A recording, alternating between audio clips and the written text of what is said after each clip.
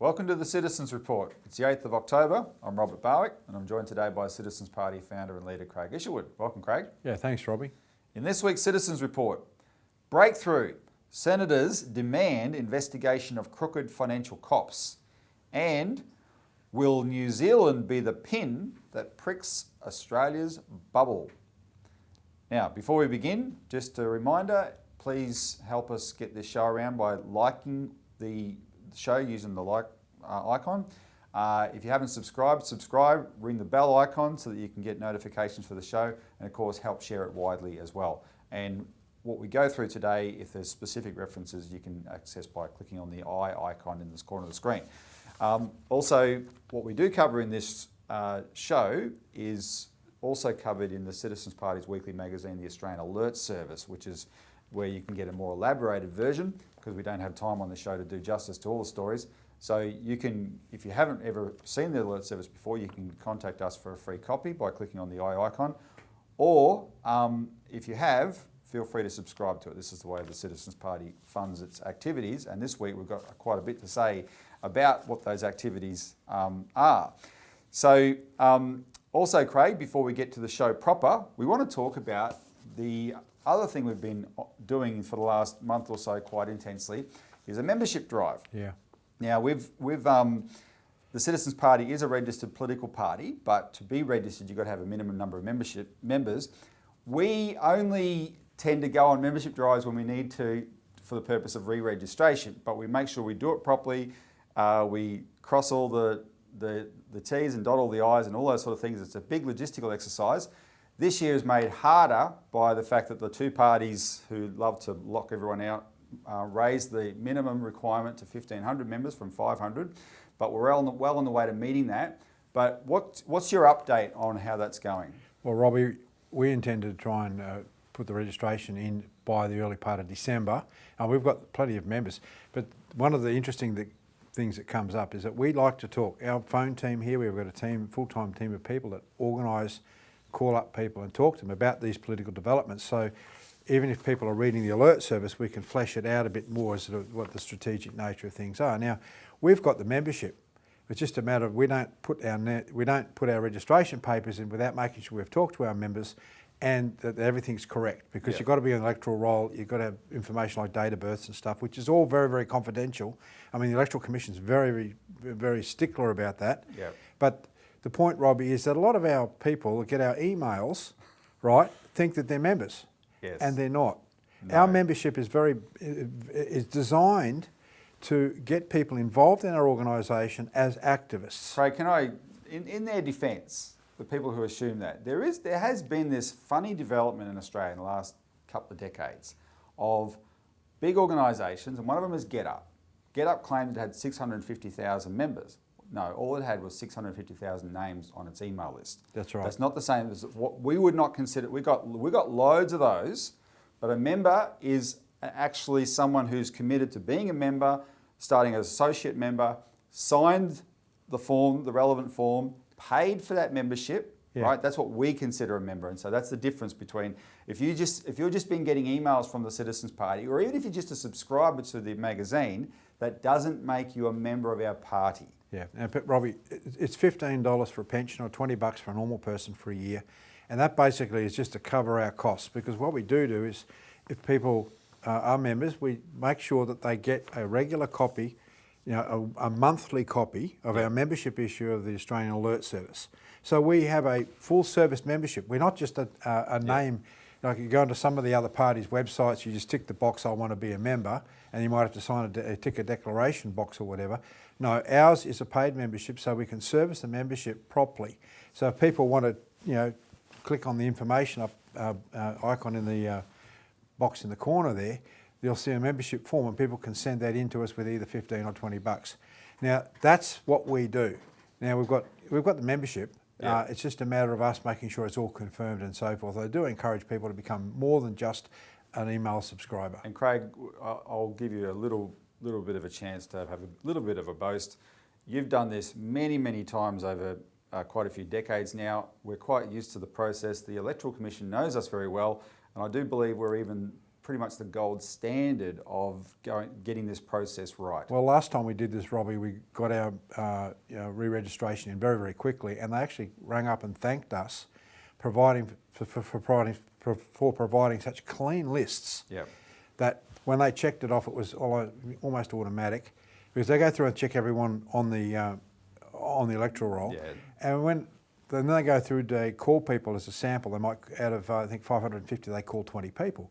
Well, every one of our members was very polite. They thanked them for calling, and it was just an astonishing process. Very straightforward, and So it's a bit of a challenge, bigger challenge now because it's 1,500, but we'll do all those sort of things again and make sure we get registered. So please, we appeal to you, if you support the party because you've been a regular viewer or you get our emails, and you want to be a member, we want you to be a member. So get on the website, join up to be a member, or click on the I, as Craig said, join up to be a member. But also to forewarn you, we're pretty demanding of our membership. We want you to not be a passive member. We really encourage people to read the magazine so you become the best informed party membership in Australia. And we want you to do things. And that brings us, Craig, to our first segment here. I also, just to jump in there, sorry, go ahead. I just wanted to say, look, when we ask people to do things, we also like to support them in that. Right, because people aren't just asked to do things without the support. We've got a team of people here that work with you. If you want to call up your member of parliament, write letters, petitions, all that sort of stuff, right?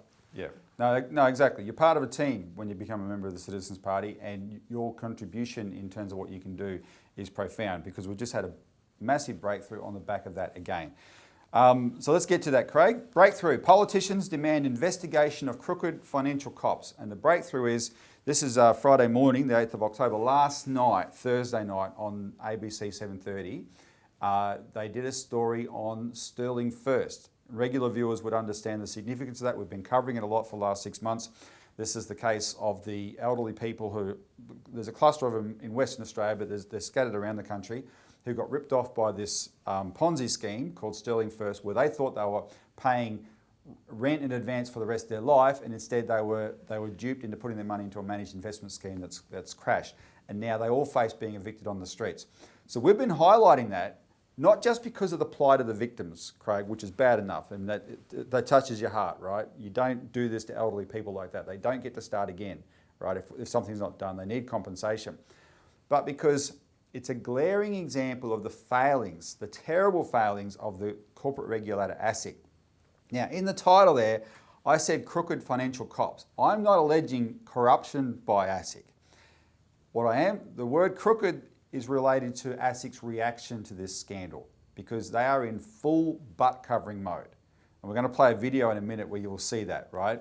It's not so much, it's terrible that they failed to protect these elderly people from serial offenders who ASIC knew to be serial offenders, who had a trail of victims in their wake, and they should have informed these elderly people so they didn't even sign up to this in the first place. But when it all went bad, ASIC in the 2 years since has been covering its role, right, and not accepting responsibility. That's why I'm using the term crooked. I'm not actually alleging corruption where ASIC people are involved in the actual deal. And the great news is, since we've been pushing this, we've been saying there has to be an inquiry into Sterling First that's also an inquiry into ASIC. This is a bigger story than just Sterling First. And if there is an inquiry by this current Senate, Craig, because it's actually the makeup of the Senate in relation to this kind of issue of financial corruption and financial regulatory failings is pretty good. There is a good mix of senators in there there's enough of them committed to doing something about it, right? So if this Senate can have an inquiry where they write their own terms of reference, not the way Malcolm Turnbull called the Royal Commission into the banks in 2017, and he already had a terms of reference ready to go that the banks had approved of, right? If the Senate conducts an inquiry where they write their own terms of reference, you can really dig deep. And hopefully, one of the things that could come out is the James Shipton affair that we have exclusively exposed in the Alert Service and on this show. Now, people remember what happened with the Christine Holgate inquiry, Robbie. That was a devastating inquiry in terms of what it actually exposed. It's a good example, yes. The Senate, when they drill down into something like that exposed the privatisation agenda. That's their job, Robbie, the House of Review, to go after these institutions of government that have gone off the rails. And look, there's no reason why ASIC couldn't be an actual effective regulator. But the person in the Shipton he tried to change ASIC to be that regulator, and he got the whole gate treatment. Yep. And he did. And here's why. It's not that Josh Frydenberg has any relation to this Sterling First guys, for instance, and wants to protect them. Josh Frydenberg wants ASIC to be weak to protect the banks. And what that means, if ASIC is so weak it can't police the banks properly, it means all the other hanger-ons, all the other financial predators at lower level, they'll get away with it too, and that's what's happened here. So we're going to play a segment of last night's show from 7:30 report. It's actually going to be most of it we're going to play, but just for the benefit of time, we won't play all of it.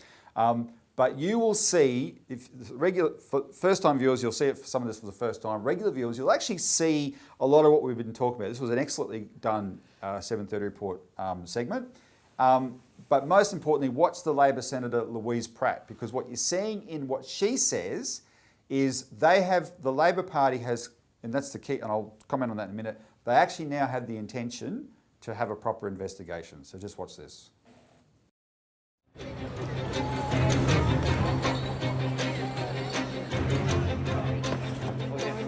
Good. Oh, you've got your signs?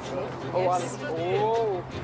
Retirees Lou and Laurie Thomas may be unlikely protesters, but they're gathering outside Western Australia's Parliament because they simply don't know where else to turn. Everybody who's supporting us, Sterling First people.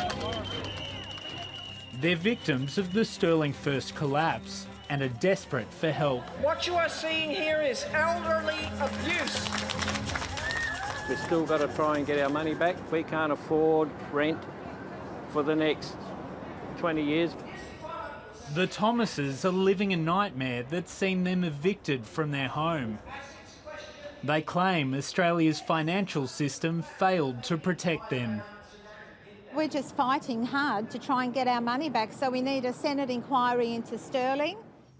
People often think that the victims of these sorts of investment scams are sophisticated traders trying to make a fast buck, but the Sterling First cases show that's just not the case. Far too often what we see is innocent people just trying to protect their security in retirement. Lou and Laurie spent decades working at this Perth supermarket. After they retired, they spent their life savings on a new housing product called Sterling New Life. With Sterling New Life, there are no weekly or ongoing fees and no exit. Sterling New Life was marketed to them as the smart alternative to retirement villages. They paid $240,000 to secure a lease over this house for up to 40 years. Yeah, this is the house we used to live in. We did have big plans, yeah. Yep. The great-grandparents claim they didn't understand they were considered investors in a managed investment scheme, and the returns from investments were meant to cover their rent. But when the Sterling Group collapsed in June 2019, suddenly no one was paying their landlord. In June, they lost a Supreme Court case and were later evicted. There was lots of tears, lots of sleepless nights. Lots of me waking up in the middle of the night hearing her crying. Last year, 7:30 revealed the corporate regulator ASIC had been slow to act on concerns about Sterling. When the regulator did finally hit the company with a stop order, Sterling found a way to get around it, setting up a new structure called Silverlink to raise millions of dollars without ASIC knowing. Around $6.8 million was raised before ASIC became aware. Who's liable for that when ASIC fails as a regulator to protect consumers?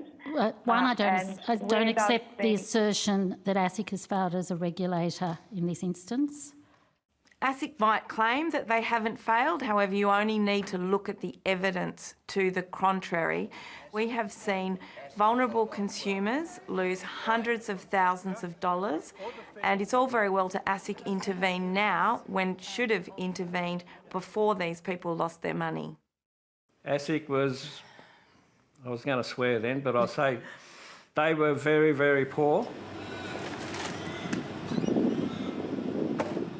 Alex Tufekcic still lives in a Sterling house with his wife Leonie, but they are petrified they could be next. They're facing an upcoming Supreme Court case which could see them evicted. Well, I don't want to think about that because it's horrible. Right, we'll be out on the street. Oh, it's humiliating at this age to be in a situation where you're facing something like this. Over in Queensland, Pam and Michael Helen aren't waiting to be evicted. They're urgently negotiating with their landlord to stay. They already paid $210,000 to secure a long-term lease, but aren't paying any rent. We're still here, but we still don't know for how long. They keep demanding back rent.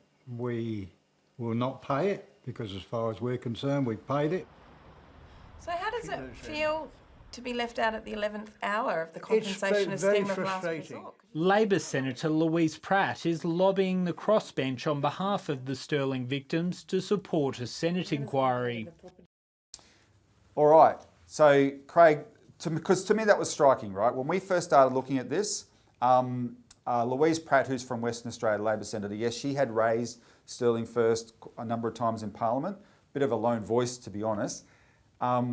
We got involved and started working closely with the victims and with the great Denise Brayley, who is not one of the victims, but she's been fighting ASIC corruption for 20 plus years, right? And she's been in there punching on behalf of the victims and leading their fight back. But what we were able to bring to the table was the organising and mobilising capacity of the Citizens Party, where we got all our supporters around Australia involved. And a month ago, we did a week of calls into Parliament, where we flooded Parliament with calls saying, you've got to have an inquiry, you've got to have an inquiry.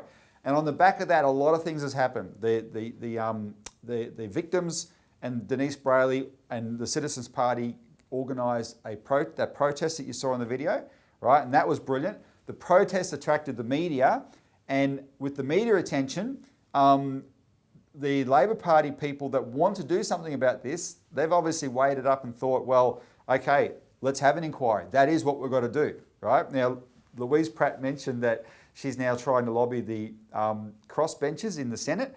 Just so happens we've been doing that already, right? And I know the crossbenchers, like the crossbenchers are all the independents and minor parties in the Senate.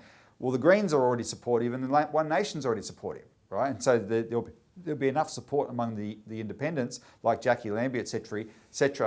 All the raw materials there for an inquiry, right? And like I said, this is an excellent development. But what we need people to do is next week, which is the week before Parliament comes back, we need to use that week to do one of our blitz of phone calls, flood parliamentarians with calls demanding an inquiry. You've seen the video now. We'll put a link where you can watch the whole thing. The intention's there, the momentum's in that direction. We just want to make sure it happens, right? So this is these calls next week are the icing on the cake. We need you to get involved. So if you've helped before, pat yourself on the back and know, look, this works. Now, next week, let's make it happen. So essentially, we need you to call the 12 senators in your state, right, from all the parties. Make 12 calls next week and say, support an inquiry into ASIC and Sterling First, right? And if you make those 12 calls next week and hundreds of people do the same thing, by the time the senators get back in there in Parliament, Craig, they're going to be talking about nothing but. Well, right? I think we'll get an inquiry. Yeah, that's right. That's what we're talking about, the membership. This is what we want our membership to do, and just ordinary people, even if they're not a member of the Australian Citizens Party, do this. Because look, the major parties are basically, their mode of operation is, just leave it to us, we'll look after you. Oh yeah, look how we've been screwed, look at the Banking Royal Commission and so forth. Our attitude is, no, you're a citizen, you have the capability of changing politics in this country. You have. Now we showed that with Christine Holgate in what was brought to the fore there with the Senate inquiry. We can do the same thing here, but it just requires people to realise they may not be used to it. They maybe never recalled their politician in their life before. Now's the time to start, because you have to our members and all citizens have to take control of what's important to them and let their MP know, because otherwise they won't move. They won't shift. I've said this before, but a lot of people give up on politics, Craig. They think there's this sort of unknowable they that control everything behind the scenes. Now, there is an element of that sometimes, right, for sure, and certainly on the big issues. It's a real factor when it comes to the global strategic developments, and that's why we've been pushing back against the push for war on China, etc. But for most of it, what it is that they're a vested interest. They're powerful because they've got money, they're organised, they have lobbyists that flood Canberra with, right? And if the public absent themselves out of their cynicism, they say, oh, there's nothing you can do. Well, there's nothing will be done because it's a self-fulfilling prophecy, right? And if all these politicians get is the line from the vested interest, that's what they're going to be swayed by. We have put a lot of emphasis on getting the public back involved. Now, Abraham Lincoln said, government of the people, for the people, by the people. What's that third one mean, right? Don't absent the field to the vested interest, get involved, and that's what happens when you make these phone calls, right? Because you then become something it's hard for them to ignore, and they at least hear the common person's voice, and that's something, and for a lot of politicians, that's persuasive, because especially closer to elections, we're all worried, ultimately you still got to vote, right? And these things can be very effective. So please do that. We're going to put a link below here, and then on Monday we'll do a press release. But if you're watching this show right now, you can either go to our website and see the press release, or click on the link below where you'll have a list of every senator in Australia organised by state and their contact details. And find your state and call, that's your job next week. Call those 12 senators. Very simple message. I'm Joe Bloggs. I'm calling to tell you you must support the push for an inquiry into Sterling First and ASIC, right? And if you make those calls next week, this is looking good for actually getting it up. All right, now let's get on to the next subject. Will New Zealand be the pin that pricks Australia's bubble? And Craig, if anything, this is a bigger story than what we just talked about. With the global pandemic's changed changed the subject for the last couple of years, right? But the thing that we were banging on about for a long time, in fact, decades, about that the structure of our economy is such that it will inevitably crash because we have a system that's based on an overbloated financial sector and a property bubble. And 2008 came and that happened around the world, but it didn't quite happen in Australia because they pulled out all the stops to prop it up. And we talked about this a bit last week. There is a development this week that makes the inevitability of that crash much closer than ever. And it got a lot of attention in the right places for people to pay attention. And that was sort of unexpectedly for Australians, I think. It was actually anticipated in New Zealand. The Reserve Bank of New Zealand raised interest rates by 0.25 percentage points to 0.5%. Now, but Craig, that makes them the fourth central bank in the last 2 months around the world to raise interest rates. And what people should take stock of with that is we've been in a period for quite a long time where all around the world rates have been cut and cut and cut, and plenty of countries have gone to zero, and some have gone below zero into negative, right? Australia's been cutting, New Zealand, everyone's been cutting. So it's not just one central bank has now reversed, it's 4 central banks have now reversed, including the one in our closest neighbouring economy, right? And dare I say, whose banks are New Zealand's banks? They're our banks, right? Why has New Zealand done this? This is the part that people need to take stock of. Central banks, pretty much uniformly around the world, have as a requirement that their job is to control inflation. And the main way they control inflation is through interest rates, right? So they have a target band. New Zealand's target band is 1% to 3%. They have to keep interest rates within that range. Well, in the June quarter, New Zealand's inflation, as measured by CPI, broke out of that range into 3.3%. And that's why the Reserve Bank, which has strict rules, raised rates to get that under control. But that inflation is a global phenomenon right now. And a lot of people are desperately hoping, Craig, that it's short term, it's just temporary, but there's lots of reasons to think it's not temporary. So we put out a press release today. New Zealand's interest rate pinned precariously close to Australia's property bubble. And I'll just give you some figures about this inflation question, because if this is not temporary, it means more central banks, unless they change the rules, more central banks will have to start raising rates. So I'll give you a sense of that. The Federal Reserve, Robbie, was talking about raising rates, coming off. Well, because America's inflation rate, as measured by, it's called the Personal Consumer Expenditure Gauge, that rose in August to its highest rate since 1991, and that was 4.3%.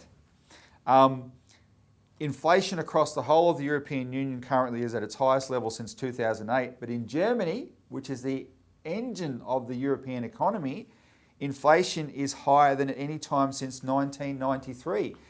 And then on the home front, so that figure I gave you a few minutes ago, New Zealand's inflation rate broke 3.3%. In the same quarter in Australia, our inflation rate hit 3.8%, higher than New Zealand's. But our Reserve Bank is saying, oh, no, we're not going to raise rates here. And most of the experts are saying, oh, we think this is just temporary, right? Because they sure as hell hope it's temporary, because that's a convenient thing to think at the moment. But I found this in the Australian newspaper, for instance, a couple of days ago on the 5th of October. GSFM investment strategist Stephen Miller said, quote, "In Australia, we have to be realistic. We can't isolate ourselves from rising global inflation. It is going to be higher or longer." And if that bears out, then I can't see us avoiding these kind of interest rates. And I'll give you an example, Craig. It's actually in the Washington Insider this week in our magazine. One of the things they report there is the breakdown in the global supply chains, which has become a huge problem. And if you just take one example, there's been a 400% spike in the cost of shipping containers from China to the west coast of the United States just in the last 8 months. As of September, the cost of shipping a single container was $20,500, whereas 8 months ago it was $7,500. Right? Those kind of costs are real. That's the real economy there. We heard this morning that a container of a ship of 70,000 tonnes of natural gas is now $200 million, whereas in June 2020 it was $7 million. Yeah. Right? This is extraordinary. And closer to home, our State Secretary in Western Australia, June Robinson, just reported to us, Robbie, she's coming back from the major food growing area in Carnarvon, Western Australia. You used to be able to buy a carton of tomatoes, for $2 or $3 for cooking, cooking purposes. She was quoted $11 for cooking tomatoes in that region. Now, she was talking to the farmers, and the farmer says, well, we're only planting 20% of our crops because we can't get the labour to be able to pick them. Yep. And that's the story all over the place, right? So food prices, which is part of the CPI, for sure, right, is going to go through the roof. It's the same issue with both lamb and beef. They're at record prices as well. So what you're getting is the underlying parameters of the CPI are slowly increasing. Actually, not so slowly now. We're starting to see the effects of the pandemic on all sorts of supply chain issues, which is going to force the CPI up. So if that happens and inflation goes up, the Reserve Bank isn't going to be able to just say, ignore this, and it's going to have to act. And that then puts us in a very precarious situation where mortgage rates have been so low for so long that you've got some figures there of tremendous mortgage stress. Before I go through my figures, I'm slightly younger than you, if the viewers can't tell. You were a businessman in Australia in the 80s. Remind people about what interest rates you've had to pay in the past. Well, our small business loan was 18.5%, Robbie, back in 1988, 89.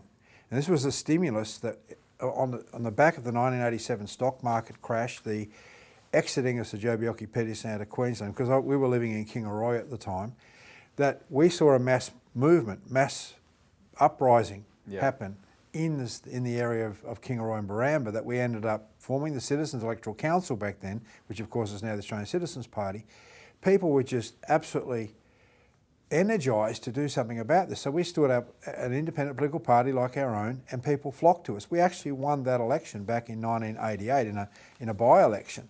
And I found it as a fascinating and interesting stories. I mean, you can imagine a polling booth where everyone goes to polling booths, right? Well, there was 3 National Party people handing out how to vote cards.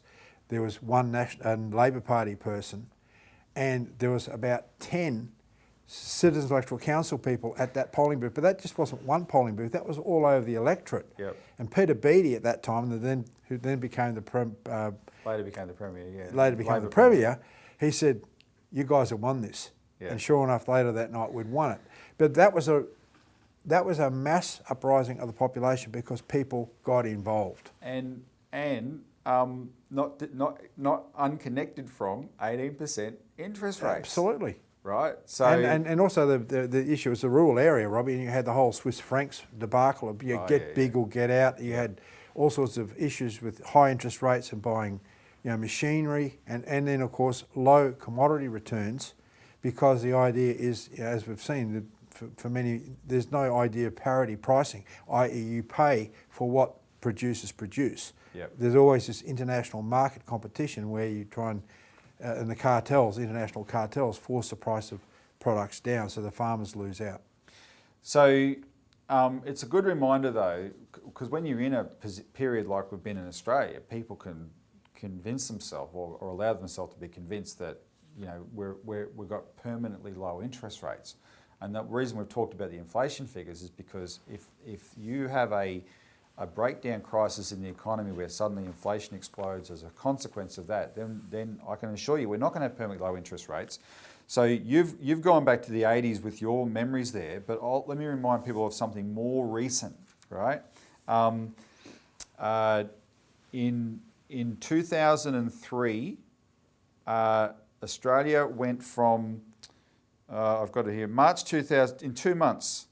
October to December 2003, interest rates in Australia went up twice by half a percentage point, right? Twice. That was very quick. If that happened in Australia today, Craig, just that much, you would have, whereas we've got 42% of Australian households are now in mortgage stress, 42%, which is 1,571,542 households.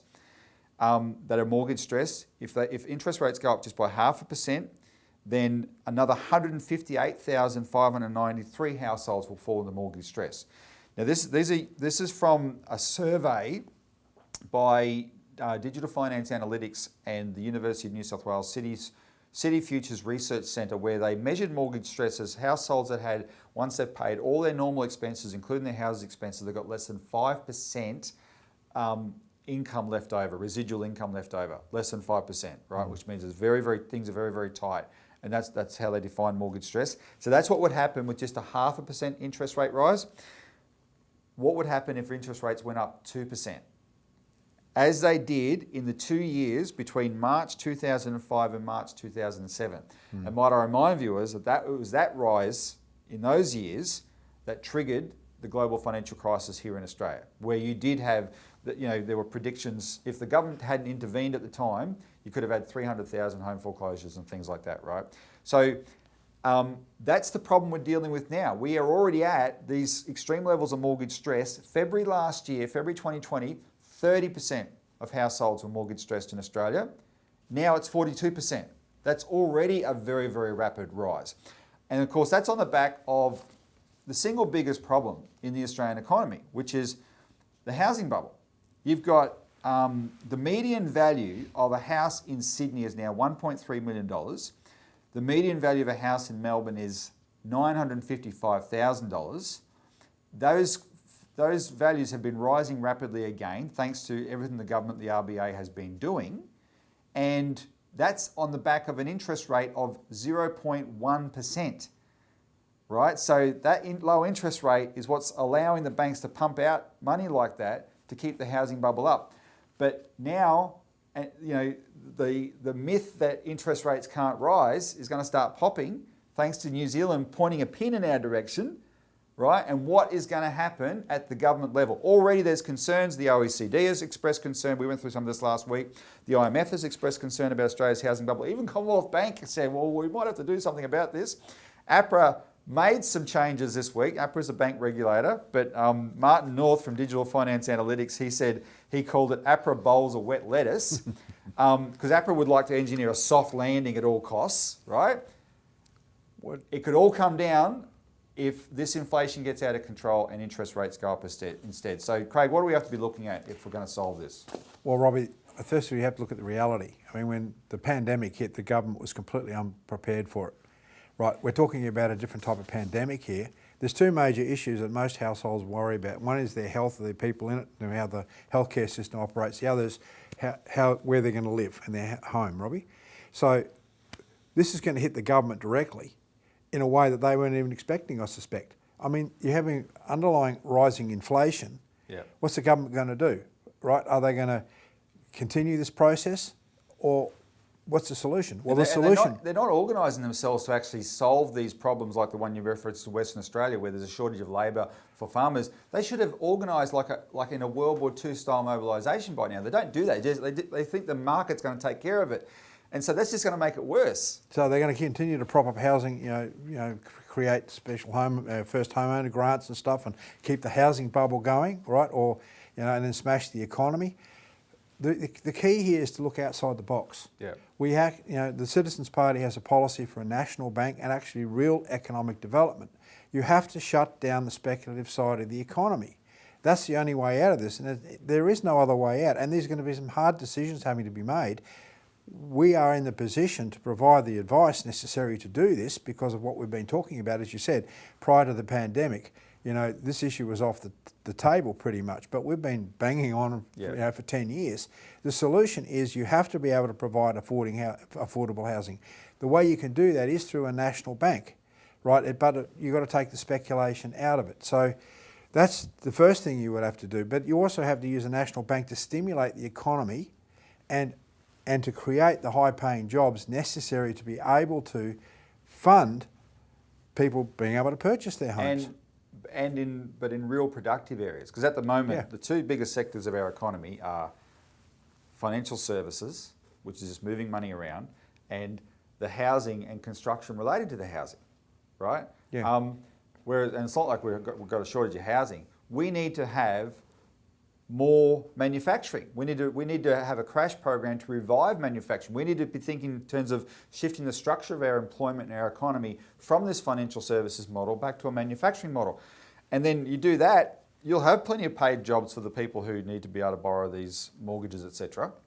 It can all be done if you have the commitment and the will to do it. Well, that's exactly right. We shut down our manufacturing industry in cars and automobiles, which could have been transformed into a high-speed the production of high-speed magnetic levitation train carriages and stuff if we were building high-speed train systems. We have no high-speed rail in this country at all, yet we're one of the largest continents on the planet.